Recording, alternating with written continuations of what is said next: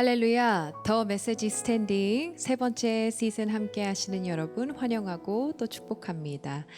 성경은 우리에게 옳은 길, 또 바른 길, 또 순종의 길을 가르쳐 줍니다.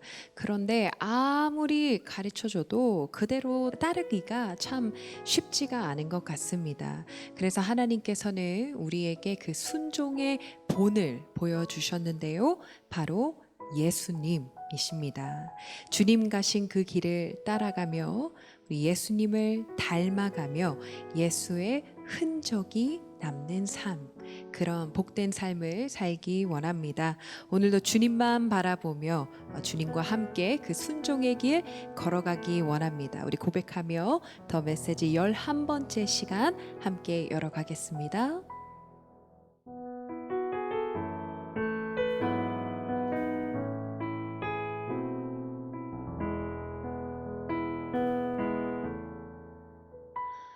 오늘도 나는 죽고 예수만 살기 원하네.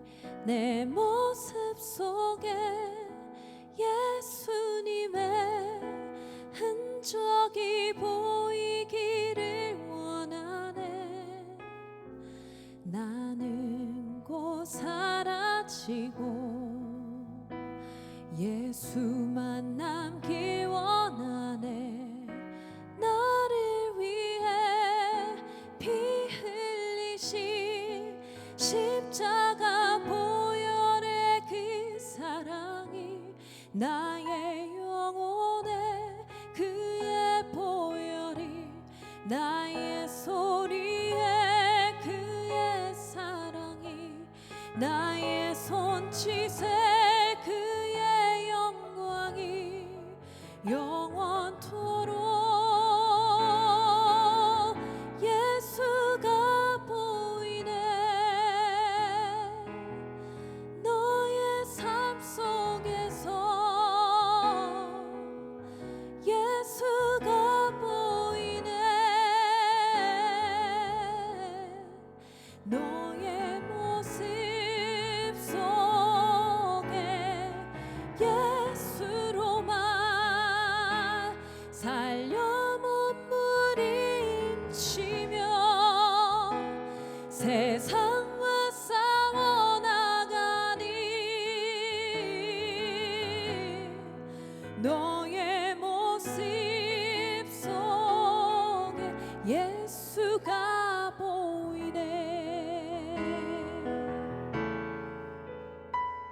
오늘도 나는 죽고 예수만 살기 원하네. 내 모습 속에 예수님의 흔적이 보이기를 원하네. 나는 곧 사라지고 예수만 남길 원하네. 나를 위해 피 십자가 보혈의 그 사랑이 나의 영혼에 그의 보혈이 나의 소리에 그의 사랑이 나의 손짓에 그의 영광이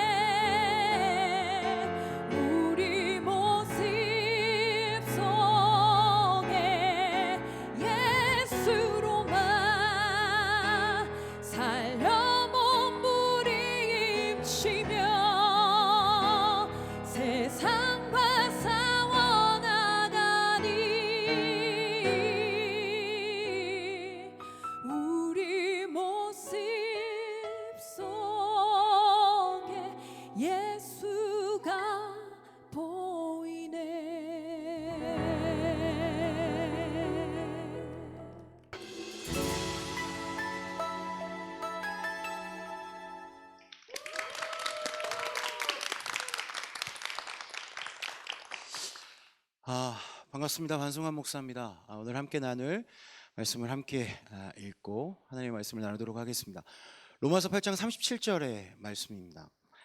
그러나 이 모든 일에 우리를 사랑하시는 이로 말미암아 우리가 넉넉히 이기느니라. 한 번 더 읽어드리죠. 그러나 이 모든 일에 우리를 사랑하시는 이로 말미암아 우리가 넉넉히 이기느니라. 하나님 앞에 순종하는 사람들을 제자라 부릅니다. 제자가 사용하는 언어는 다릅니다. 복음의 언어라고 표현할 수 있겠습니다. 세상의 문법과는 조금 다른 문법을 가지고 살아가는 것이죠. 아주 간단합니다. 결론만 먼저 말씀드리면 모든 일에 하나님의 사랑을 대입하는 것입니다. 우리가 고민하고 존재론적 고민 가운데 방향을 잃어버리고 또 우리가 어떻게 살아가야 할지 나는 누구인지에 대한 그 고민, 모든 일에 하나님의 사랑을 대입하면 우리는 넉넉히 이긴다라는 것이 하나님 앞에 순종하는 제자들의 삶인 줄 믿습니다. 여러분, 순종은 세상 사람들이 가질 수 없는 것입니다. 순종이라는 건 내 모든 것을 내려놓는 것을 의미합니다. 세상 사람들은 나에 의한, 나를 위한, 나만의 삶을 위한 삶을 살아가죠. 운전대를 자기가 잡고 살아가는 삶을 살아가는 것입니다. 그런데 순종이라는 것은 내가 그 운전대에서 내리는 것을 이야기합니다. 하나님께서 말씀하시는 방향대로 가면 가고 서라면 서는 것, 그것이 순종이라는 거죠. 로렌스 형제는 이렇게 얘기합니다. 그 순종을 하던 일을 옮기는 게 아니라 나를 위해 하던 일을 하나님을 위해서 하는 것이다. 그러니 여러분, 우리의 일상 가운데 순종은 그냥 매 순간 막 드라마틱한 그 순종의 결단을 통해서 하나님께서 우리의 삶에 막 급격한 변화를 일으키는 것이 아니라 우리의 일상 가운데 기도하고 묵상하며 묵묵히 우리의 일상을 살아갈 때 우리에게 주어지는 것이 하나님의 순종의 열매인 줄 믿습니다. 착각하지 말아야 될 것이 있습니다. 여러분, 순종에는 힘이 없습니다. 우리가 순종한다고 해서 우리를 통한 하나님의 나라의 확장은 없습니다. 우리가 순종할 때 하나님의 능력이 우리의 일상 가운데 찾아오는 것입니다. 여러분, 기도할 때 하나님께서 일하십니다. 그러니 순종하는 것은 일상의 기도 가운데 일어날 수 있는 일입니다. 순종은 중요합니다. 우리가 기도한다는 것은 순종한다는 결단의 행위이죠. 그때 하나님께서는 일하십니다. 저는 여러분들이 그 하나님의 일하심을 경험하게 되길 소망합니다. 엘리야는요, 바알과 아세라 850명의 선지자 앞에 섰습니다. 순종한 겁니다. 누가 그곳에 서고 싶었겠습니까? 두려웠을 겁니다. 불안했을 겁니다. 과연 내 기도가 들어질까? 하늘 앞에 불을 내려달라 기도합니다. 하나님께서는 일하십니다. 현실을 자각한 엘리야는 도망칩니다. 왜냐하면 하나님 앞에 순종한 그 담대한 믿음의 결단이 섰을 때는 그 앞에 850명이 보이지 않았습니다. 그를 위해 일하시는 하나님이 보였다는 거죠. 그런데 그를 압박하는 그 여왕의 말 한마디, 현실을 깬 현실로 돌아온 엘리야는 그 앞에서 담대한 모습은 뒤로 한 채 그냥 도망치고 있는 것을 우리가 볼 수 있습니다. 그러나 여러분, 순종하는 사람들의 모습을 보십시오. 여러분, 모세는 어떠했습니까? 하나님의 말씀을 가지고 바로왕 앞에 섭니다. 그리고 하나님의 말씀을 그대로 선언하죠. 노아는 어땠습니까? 여러분, 산 위에 방주를 짓습니다. 노아의 그 순종이 여러분, 하나님께서는 비를 내리심으로 노아의 방주를 통해서 그 민족을 다시 구원하는 일들을 경험시켰다는 것입니다. 여러분, 우리가 기도하는 것이 순종을 통한 하나님의 능력을 우리의 삶 가운데 가져오는 것임을 기억하게 되기를 소망합니다. 아브라함은 또 어땠습니까? 아브라함은 이삭을 메고 여러분 산을 오릅니다. 그 산에 올랐을 때 그 순종의 발걸음은 무거웠을 것입니다. 그러나 하나님께서는 여호와 이레, 그곳에 이미 준비하시는 하나님을 경험하게 되었습니다. 이것을 모르는 수많은 이들은 순종의 능력을 모릅니다. 눈에 보이지 않는 하나님의 능력을 모르기에 여러분, 그들은 세상의 방식으로, 세상의 수준으로 살아가고 있는 것이죠. 우리는 하나님의 자녀라고 하는 신분으로 살아가는 사람들입니다. 하나님의 자녀는 여러분, 하나님 앞에 질문하면서 살아가는 것이죠. 어떻게 하여야 하나님의 일을 할 수 있습니까? 하나님의 일은 바로 순종이죠. 세상의 수준이 아닌 하나님의 방식으로 살기 위해서 제자들이 질문했던 질문입니다. 어떻게 하여야 하나님의 일을 할 수 있습니까? 예수님께서는 제자들에게 원래는 비유로 말씀하시는데 이 질문에 대해서만큼은 아주 심플하게 명확하기 때문에 이렇게 답하십니다. 나를 보내신 이를 믿으라. 나를 보내신 이를 믿으라. 여러분 이 말씀 한번 기억해 보십시오. 어떻게 해야 합니까? 어떻게를 물었는데 무엇을 믿어야 하는지 대상에 대해서 하나님께서는 예수님께서는 말씀하셨습니다. 이 말은 무엇이냐면 순종이라는 것은 어떻게 무엇을 행해야 하는가가 아니라 여러분 하나님을 신뢰함으로부터 시작된다는 것을 이야기한다는 것입니다. 내가 하나님을 신뢰하기에 내 생명 바쳐 하나님 앞에 순종할 수 있는 것입니다. 그러니 그를 위한 삶이 우리에게서 시작되는 것이죠.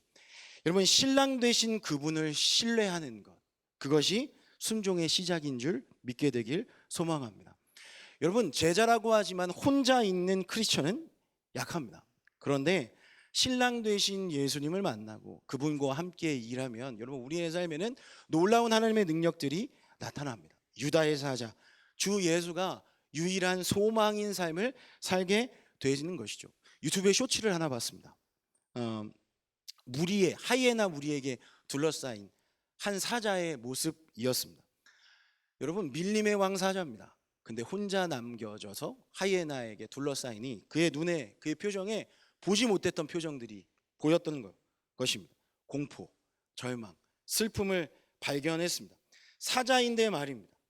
그런데 시간이 지나고 나서 멀리서 한 줄기 빛이 비추는 것을 보았습니다. 멀리 친구 숫사자가 그를 구하러 온 것입니다. 여러분 순식간에 온도가 바뀌는 것을 경험했습니다. 판도가 바뀝니다. 당황해하는 하이에나의 무리들을 보게 됐습니다. 포위하던 대열이 흐트러지고 무리가 분산되는 것을 보았습니다. 여러분 위기에 빠진 이에게 찾아온 친구 된 사자, 우리의 친구 되신 예수님, 유다의 사자가 오니 보호, 안식, 승리가 그에게 찾아왔습니다. 여러분 이것이 우리가 이 땅을 살아가는 문법이 되는 줄로 믿습니다. 로마서 8장 37절 말씀을 다시 한번 기억하십시오. 순종의 방정식을 기억하십시오. 그러나 모든 일에 나를 사랑하시는 이로 말미암아 우리가 넉넉히 이기느니라. 여러분 모든 일에 하나님 앞에 맡기면 승리가 우리에게 주어진다는 것입니다. 의심할 필요가 없습니다. 제가 장로회 신학대학교에 저희 청년들을 만나기 위해서 신방을 갔습니다. 청년들이 저를 도서관으로 안내했습니다. 도서관이 리모델링이 돼서 너무 멋있다고 한번 보여주려고 갔는데 제가 거기서 굉장히 좀 이색적인 장면을 보았습니다. 신학교입니다. 하나님 앞에 자기의 삶을 헌신하고 신학생으로 그곳에 입학했습니다. 그런데 하나님을 알아가는 그 공간 도서관에 있는 그들의 모습은 그 어디에서도 볼 수 없는 고민과 번뇌에 찬 모습이었습니다. 여러분 도서관은 어떤 곳입니까? 하나님을 아는 곳입니다. 그런데 그곳에서 하나님을 아는 공부를 하는 그들의 모습 속에는 여러분 고민과 번뇌만 남아 있었습니다. 제가 이런 생각이 들었습니다. 아 이들에게 선물을 주고 싶다. 그래서 기프티드 팀을 데리고 이곳에서 예배를 해야겠다. 선물 그 자체를 가지고 장로회 신학교 도서관에서 도서관 예배를 기획했습니다. 도서관 예배를 기획한 의미는 이것입니다. 여러분 우리의 삶 속에서 하나님을 아는 것은 우리의 삶의 성공을 위한 예측, 판단, 전략을 짜는 것에 도움이 되는 것이 아닙니다. 여러분 순종의 삶은 하나님께 맡기는 것입니다. 하나님께 맡기는 것이 순종의 삶입니다. 그 도서관에서 고민과 번뇌에 빠진 그들에게 하나님께 맡기는 일, 예배하는 것을 선물로 주고 싶었습니다. 지난주 월요일 그곳에서 우리는 하나님 앞에 예배했습니다. 놀라운 장면을 보았습니다. 지난주 월요일 여러분 봄에 눈이 왔습니다. 너무 추웠습니다. 그런데 그 안으로 들어오는 출입구가 문이 이중문으로 되어 있었는데 문과 문 사이 추운 곳, 근데 그곳에 한 교수님께서 손을 들고 눈물을 흘리며 찬양하고 예배하는 모습을 보았습니다. 본인이 들어오면 예배하는 학생들이 의식할까 봐 그곳에서 예배하는 모습들을 보면서 자기가 이곳에 와서 처음으로 도서관에서 하나님께 모든 것을 맡기고 집중하고 예배하는 것을 보았다라고 이야기하시는 것을 들었습니다. 그들이 자신이 인생을 예측하고 판단하는 것을 내려놓고 하나님께 맡기는 순종을 보이니 여러분 그곳에 우리의 예배에는 낭만이 있었습니다. 예. 여러분 우리의 예배에는 하나님을 향한 사랑이 있었습니다. 인애가 있었습니다. 자비가 있었습니다. 긍휼이 있었습니다. 여러분 순종이 사람을 바꿉니다. 순종이 공동체를 바꿉니다. 순종이 나라와 민족을 살렸습니다. 예수님을 따르는 무리들이 항상 있었습니다. 두 무리가 있었죠. 무리와 제자, 팬과 제자였죠. 여러분 그 무리, 예수님을 아이돌처럼 따르던 그 팬들은 항상 예수님께 질문했습니다. 천국 소망이 어디 있습니까? 땅의 기업은 어떻게 하면 받을 수 있습니까? 내 인생에서 이 문제는 어떻게 해결할 수 있습니까? 내 질병은 어떻게 해결할 수 있습니까? 이 메타인지가 되지 않으면 움직이지 않는 이 팬층이 있었습니다. 그러나 제자들은 여러분 순종함으로 증명해냈던 사람들이었습니다. 사도행전 7장에 보면 스데반의 죽음 앞에 제자들은 다른 무리들과는 다른 행위를 하는 것을 보게 됩니다. 도망자의 신분임에도 그들은 가는 곳마다 복음을 전했습니다. 목숨을 건 순종이었죠. 심지어 그들은 사마리아 성에 들어가서도 복음을 전했습니다. 그들의 순종이 패배자, 실패자의 성이었던 사마리아 성에 큰 기쁨을 가져왔던 것을 보게 됩니다. 순종의 복음은 무엇을 변화시키는가? 모든 것을 변화시킵니다. 모든 일에 하나님을 사랑하시는 이들의 순종을 통해 넉넉히 이기게 되는 일들을 경험하게 되는 것이죠. 그래서 여러분 저는 오늘 여러분들에게 도전하게 되길 소망합니다. 우리는 복음의 언어를 사용하면서 살아가야 합니다. 그것이 우리의 사명입니다. 우리가 순종할 때 하나님께서 일하십니다. 그런 우리의 삶이 되길 예수님의 이름으로 축원합니다.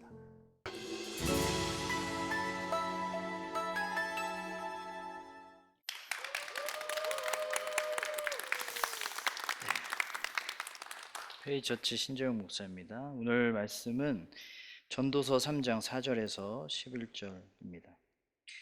울 때가 있고 웃을 때가 있으며 슬퍼할 때가 있고 춤출 때가 있으며 돌을 던져버릴 때가 있고 돌을 거둘 때가 있으며 안을 때가 있고 안는 일을 멀리할 때가 있으며 찾을 때가 있고 잃을 때가 있으며 지킬 때가 있고 버릴 때가 있으며 찢을 때가 있고 꿰맬 때가 있으며 잠잠할 때가 있고 말할 때가 있으며 사랑할 때가 있고 미워할 때가 있으며 전쟁할 때가 있고 평화할 때가 있느니라. 일하는 자가 그의 수고로 말미암아 무슨 이익이 있으랴. 하나님이 인생들에게 노고를 주사 애쓰게 하신 것을 내가 보았노라. 하나님이 모든 것을 지으시되 때를 따라 아름답게 하셨고 또 사람들에게는 영혼을 사모하는 마음을 주셨느니라. 그러나 하나님이 하시는 일의 시종을 사람으로 측량할 수 없게 하셨도다. 아멘.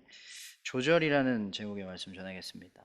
하나님이 주관하시는 시간에는 좋은 시간도 있고 안 좋은 시간도 있어요. 오늘 말씀 본 것처럼 울 때가 있고 웃을 때가 있고 찾을 때가 있으면 또 잃어버릴 때도 있습니다. 그런데 안 좋은 시간이든 좋은 시간이든 어떤 시간이든 모든 시간을 은혜롭게 만드실 수 있대요. 어떻게 그렇게 하실까요? 하나님은 더 주실 때가 있고요, 안 주실 때가 있습니다. 엘리사의 제자들이 들호박으로 요리를 만들어서 먹었는데 거기에 독이 있었어요. 그때 엘리사가 열왕기하 4장 41절을 보면 가루를 가져오라 하여 솥에 던지고 이르되 퍼다가 무리에게 주어 먹게 하라 하매 이에 솥 가운데 독이 없어지니라. 어떤 가루를 넣었는데 독이 없어졌대요. 그래서 먹을 수 있게 됐어요. 어떤 가루였을까요? 엘리사만 갖고 있던 어떤 마법의 만능 마법의 가루였을까요? 그게 아닐 거예요. 아마 밀가루 같은 식용 가루였을 거예요. 엘리사가 독을 해결한 방법은 가루를 많이 넣어서 독을 해독한 게 아니라 희석시킨 거예요.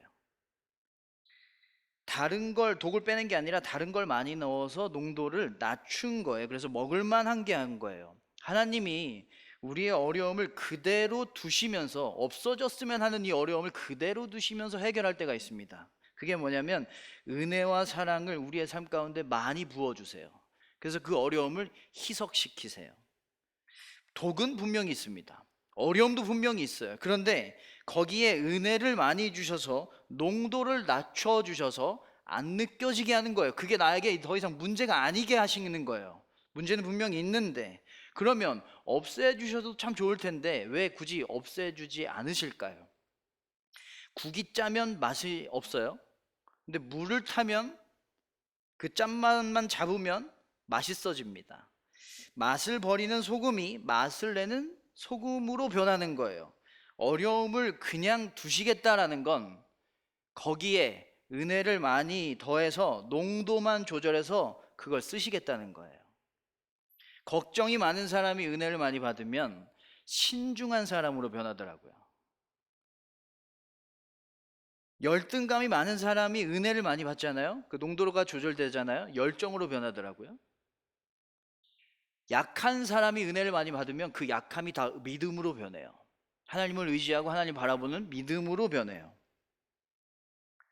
그리고 그 은혜가 농도를 낮출 뿐만 아니라, 그 어려움의 농도를 낮출 뿐만 아니라 나의 다른 모습도 성장시킵니다.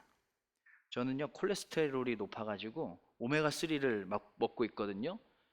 근데 이 오메가3를 먹으면 눈도 좋아지고 머리도 좋아진다라는 거예요. 콜레스테롤의 농도를 낮추려고 먹고 있는데 그거를 먹으니까 다른 부분이 좋아지는 거예요. 하나님이 어려움을 그냥 두시고 은혜를 많이 주시는 건 그 은혜가 어려움의 농도를 낮출 뿐만 아니라 나의 다른 부분을 성장시켜 주거든요. 독과 같은 문제가 있다면 없애달라고만 하지 마세요. 은혜를 더 달라고 구해야만 합니다. 한계를 만났다면 한계의 크기보다 더 하나님을 찾는 거예요. 상처가 많으면 상처보다 더 많이 하나님께 기도하는 거예요. 은혜가 더 많아지면 그게 아무렇지 않게 됩니다. 그리고 그 많은 은혜가 나를 더 성장시키는 거예요. 이 일이 있고 나서 엘리사와 제자들에게 누가 보리떡이랑 채소를 갖다 주는데, 사람은 100명이었어요. 근데 보리떡이 20개. 너무나 양이 적죠. 그런데 먹고 남았대요. 이걸 먹었는데 남았대요. 그러면 오병이어 때처럼 음식이 많이 불어난 걸까요? 아닙니다. 말씀에 불어났다, 12강, 오병이어는 12강주리가 남았잖아요. 그 불어난 게 확실하잖아요. 근데 그 말씀에는 불어났다라는 말이 안 나옵니다.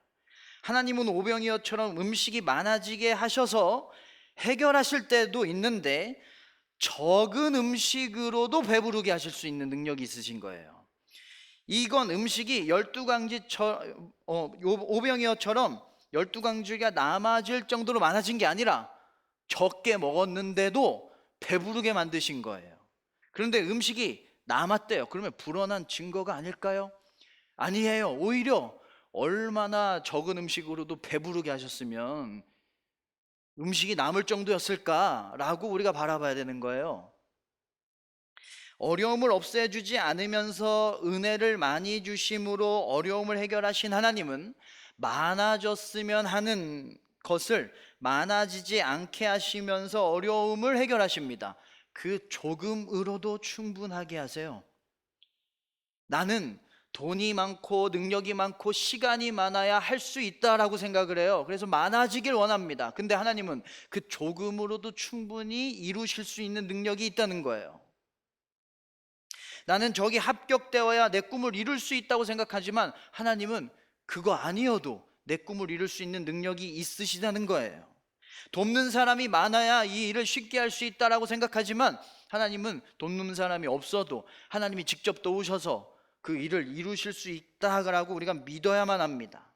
내 약함과 이 상황으로도 계획을 이룰 수 있다라고 믿어야 돼요. 이것처럼 하나님은 더 주실 때가 있고 안 주실 때가 있어요. 하지만 그 모든 때를 하나님의 방식으로 아름답게 만들어 주십니다. 그리고 하나님은요, 지금 하실 때가 있고 지체하실 때가 있어요. 여러분, 우리가 죄를 지으면 죄에 대한 보응을 하나님은 지체하실까요? 아니면 지금 하실까요? 지체하시면 좋겠죠. 근데 지금 하시겠대요. 신명기 7장 10절을 보면 자기를 미워하는 자에게 지체하지 아니하시고 당장에 그에게 보응하시느니라.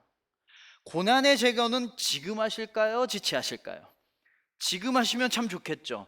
지체하시겠대요. 신명기 7장 22절을 보면 이 민족들을 내 앞에서 조금씩 쫓아내시리니 너는 그들을 급히 멸하지 말라. 이스라엘이 들어갈 땅에 살고 있는 자들을 바로 그냥 다 한꺼번에 쫓아내시면 좋겠는데 조금씩 하시겠대요. 우리의 바람과 다릅니다. 왜 이렇게 하실까요? 여러분, 하나님의 사랑은 무조건입니다. 내가 너를 사랑하려면 너에게 죄가 하나도 없어야 돼, 이런 거 없어요. 나는 이런 사람만 사랑해, 이런 거 없습니다. 하나님의 사랑은 무조건이에요. 조건을 다 없애셨어요. 그런데 아닌 것 같기도 해요. 말씀을 보면 내가 너한테 복 주려면 네가 내 모든 법도와 규례를 다 지켜야 내가 너한테 복 주고 너 형통할 거야 라는 말씀이 있거든요. 조건적이지 않아요? 너무나 조건적이에요. 복을 받으려면 진입장벽이 너무 높아요. 그런데 여러분, 여전히 무조건입니다. 진입장벽 자체가 없는 거예요. 왜냐하면 가장 큰 복이 뭐냐면 하나님의 말씀대로 살아가는 삶 자체거든요. 그래서 그 말씀대로 살아가는 것 자체, 그 말씀을 지키는 것 자체가 이미 복을 받은 거예요. 복을 주시겠다는 거예요. 무조건인 거예요. 우리는 복의 기준을 바꿔야 돼요. 말씀대로 사는 게 복입니다. 예배를 드려서 복을 받는 게 아니에요. 예배 드리는 게 복인 거예요. 기도를 드려서 뭐 복을 받는다가 아닙니다. 기도를 드리는 게 복이에요. 믿어서 복을 받는 게 아니라 믿는 것 자체가 복이라는 거예요. 뭔가를 얻으려고 믿는 게 아니라 믿는 것 자체가 목적이 되어야 돼요. 그러면 이게 왜 복일까요? 믿어서 뭔가 변화가 있어야 복이지, 그래야 하나님 믿는 어떤 효능감을 느끼는 거지, 왜 아무것도 없는데 말씀을 그냥 지키는 것 뿐인데 왜 이게 복일까요? 빅피처라는 소설에 벤이 굉장히 성공한 변호사인데 원래 꿈은 사진작가였어요. 어느 날 아내가 바람을 피는데 그 내연남이랑 싸우다가 게리라는 사람인데 이 사람을 죽이게 됩니다. 근데 이 게리는 원래 무명 사진 작가였어요. 그래서 이 게리의 죽음을 자신의 죽음으로 위장해요. 그리고 게리로 살기 시작합니다. 이제 사진 작가로 살기 시작하는 거예요. 근데 벤이 사진을 너무 잘 찍어요. 금방 유명해졌어요. 자신의 꿈을 이룬 거예요. 자아실현을 한 거예요. 여러분, 그러면 진짜 벤은 진짜 자기의 삶을 찾은 걸까요? 이건 벤의 삶도 아니고 게리의 삶도 아니에요. 근데 꿈은 이뤘어요. 자아실현을 했다고 볼 수가 있을까요? 진짜 나로 살고 있다고 말할 수가 있을까요? 우리는 원하는 목표를 이루면 자아실현을 할 수 있다라고 생각합니다. 좋은 배우자를 만나서 좋은 가정을 이루면 진짜 내 삶을 찾을 수 있다라고 생각해요. 그런데 그렇게 보일 수도 있고 그 삶이 진짜 행복할 수도 있어요. 하지만 우리는 하나님의 자녀가 아니면 자아실현을 할 수 없는 존재로 만들어졌어요. 하나님의 자녀가 내 자아예요. 그거를 해야만 자아실현을 할 수가 있는 거예요. 말씀대로 살지 않으면 진짜 내 삶이 아닌 거예요. 말씀대로 사는 게 진짜 나예요. 그래서 말씀대로 사는 게 진짜 복일 수밖에 없어요. 그게 내 삶이니까, 그게 자아실현이니까, 그게 내 삶의 유일한 내 목적이니까, 그걸 이룬 거니까. 그래서 말씀대로 살지 않을 때 왜 보응을 바로 하시냐면, 말씀대로 사는 것 자체가 가장 큰 복이라면 말씀대로 살아가는 것 자체는 가장 큰 뭘까요? 버릴 수밖에 없는 거예요. 말씀대로 안 살면 자동적으로 우리의 삶이 벌의 영역에 들어가게 되는 거예요. 아무것도 안 해도. 버리지만 아무 변화 없을 수도 있어요. 어떤 안 좋은 일이 안 나타날 수도 있어요. 오히려 내 마음대로 사는 거니까 편하고 더 좋을 수도 있어요. 그런데 여러분, 벌과 복의 기준은 잘됨과 안됨이 아니라는 거예요. 하나님과 가까움과 뭔가.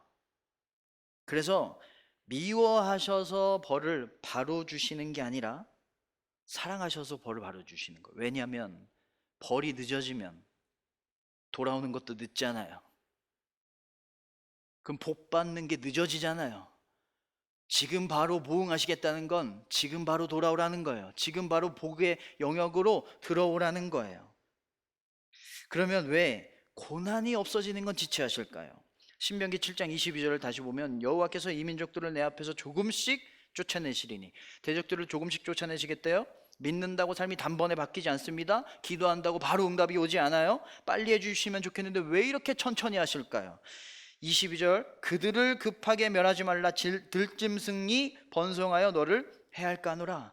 사람들이 갑자기 없어지면 그 없어진 그 자리에 들짐승이 와서 오히려 땅을 황폐하게 만들까봐, 그러면 이스라엘 백성들이 살아가야 할 땅이 황폐해지니까 조금씩 속도 조절을 하겠다. 하나님은 모든 때에 일어나는 일들을 다 아셔요. 그래서 나를 완벽하게 인도하시려고 가장 적절하게 속도 조절을 하십니다. 모든 때를 다 아시니까. 그래서 지금 당장 이루어졌으면 좋겠는데 당장 이루어지지 않는다라는 건 하나님이 나를 완벽한 속도로 인도하고 계시다라는 신호인 거예요.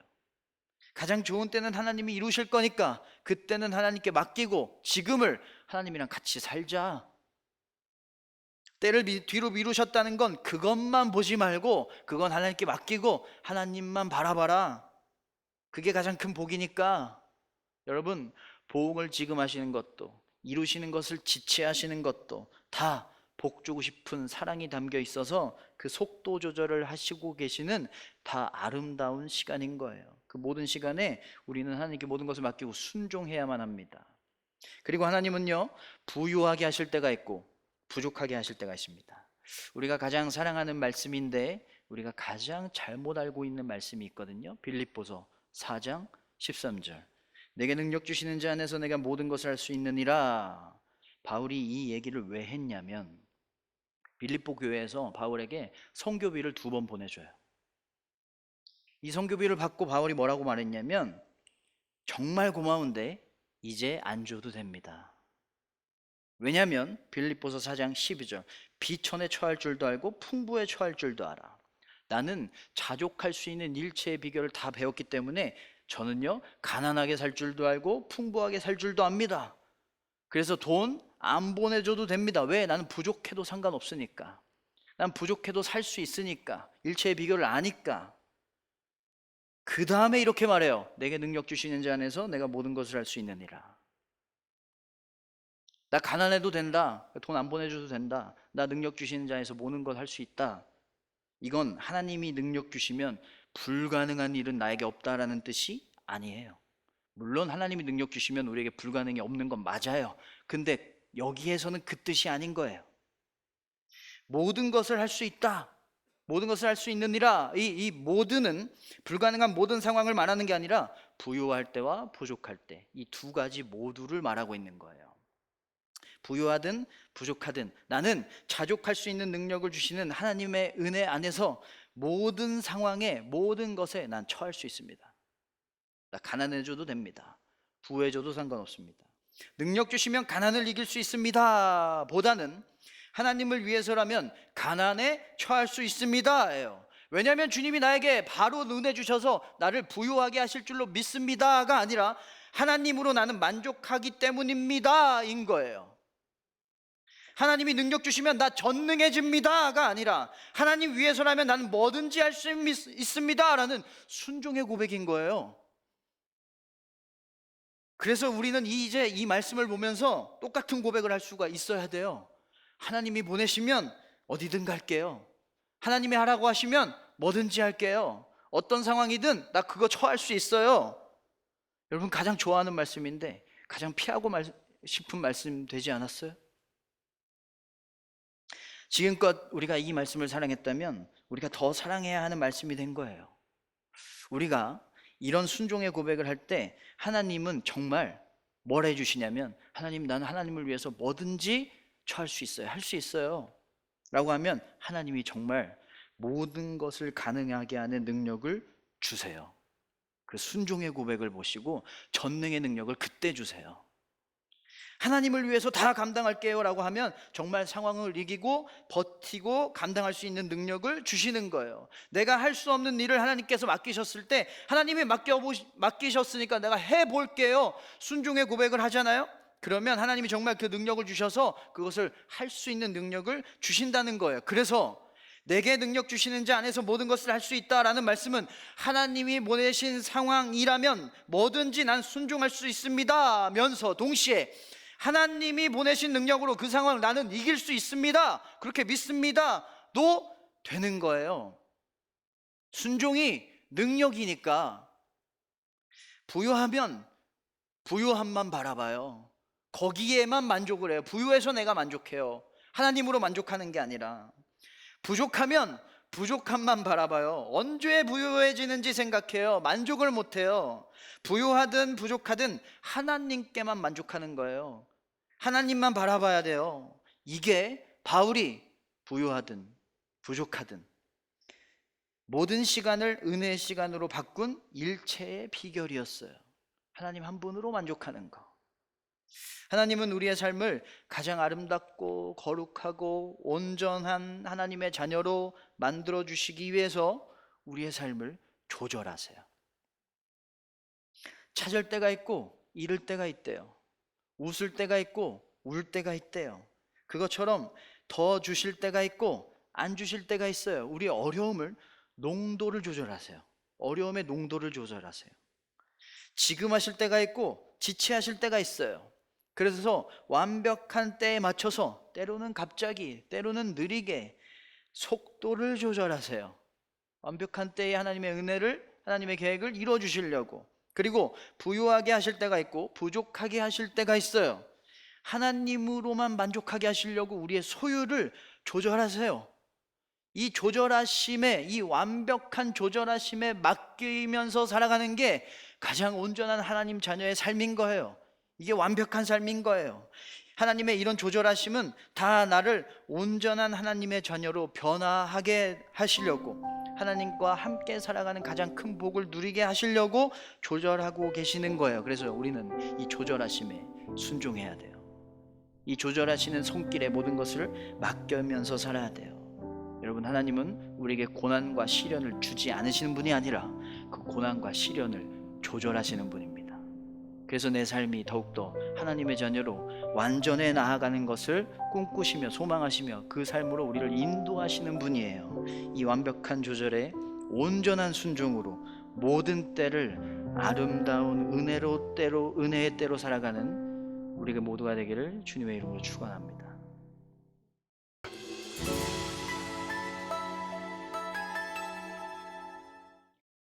신앙 훈련의 또 다른 말은 순종 훈련인 것 같습니다.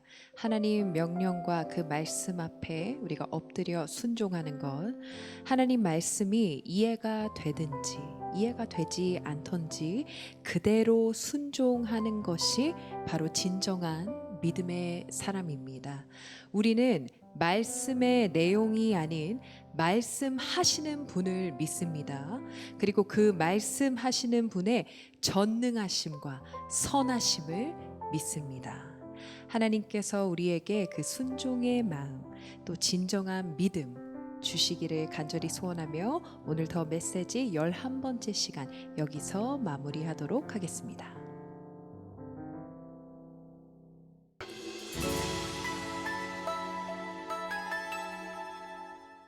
전능하신 나의 주 하나님 찬양합니다.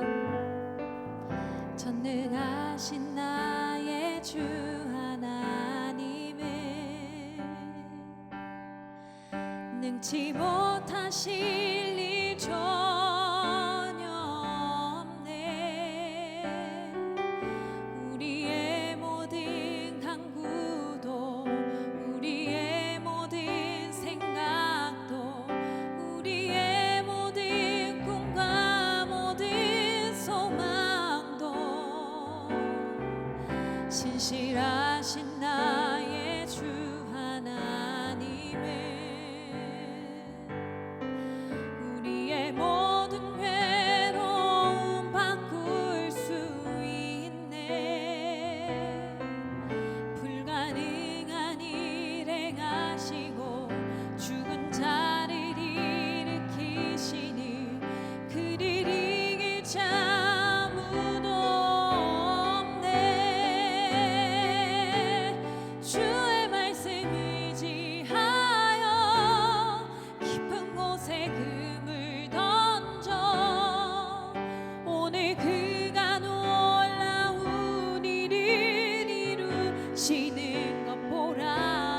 주의 말씀 의지하여 믿음으로 금을 던져 믿는 자에게 능치 못함. 우리 처음부터 다시 한번 찬양합니다. 전능하신 나의 주 하나님의 능치 못하실 일 전혀 없습니다. 전혀 없네. 우리의 모든 간구도 우리의 모든 생각도 우리의 모든 꿈과 모든 소망도 신실하신 나의 주 하나님을 우리의 모든 바꿀 수 있네. 불가능한 일 행하시고 죽은 자를 일으키시니 그를 이길 자 아무도 없네. 주의 말씀 의지하여 깊은 곳에 금을 던져 오늘 그가 놀라운 일을 이루시는 것 보라. 주의 말씀 의지하여 믿음으로 금을 던져 믿는 자에게 능치 못함 없네. 주의 말씀 의지하여 깊은 곳에 금을 던져 오늘 주님께서 우리 삶 가운데 행하시는 그 놀라운 일들, 주님께서 행하시는 그 일들을 바라봅니다. 주의 말씀 의지하여 믿음으로 금을 던져 믿는 자에게 능치. 우리 마지막으로 한 번 더 믿음으로 고백합니다. 주님의 말씀 의지합니다. 주의 말씀 의지하여 깊은 곳에 금을 던져 오늘 그가 놀라운 일을 이루시는 것 보라. 주의 말씀 의지하여 믿음으로 금을 던져 믿는 자에게 능치 못함 없네. 우리 하나님 아버지께 감사와 영광의 박수 올려드립니다. 아멘. 주님 감사합니다.